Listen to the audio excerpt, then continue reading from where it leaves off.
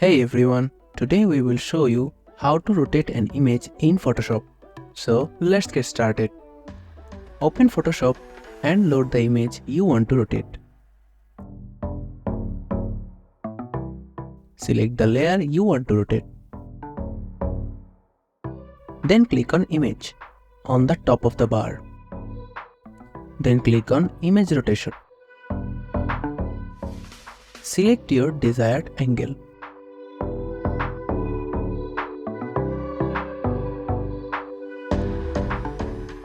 Done. Don't forget to save your rotated image. You can go to File and then click Save to preserve the changes. And that's it. If you found this video helpful, please give it a thumbs up and subscribe to Graphics Solution Tricks channel for more Photoshop tips and tricks.